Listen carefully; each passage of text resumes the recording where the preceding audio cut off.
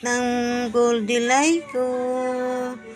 Ayan, natutulog siya kasi maulan ngayon. Ilang araw nang maulan kaya nagtatago siya. Tuwing umaga talaga dito siya nauupo. Ang dami na niyang sugat, oh. Ay, naku, Goldilay, ano bang ginawa mo sa buhay mo? Puro na yan sugat, oh.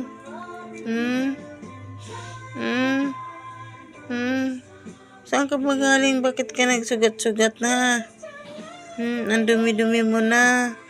Ha, Goldilay? Ha, higa ka lang dyan. Higa ka lang. Lay?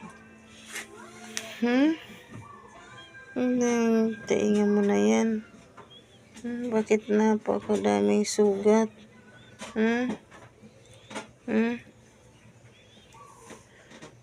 Dami-daming sugat.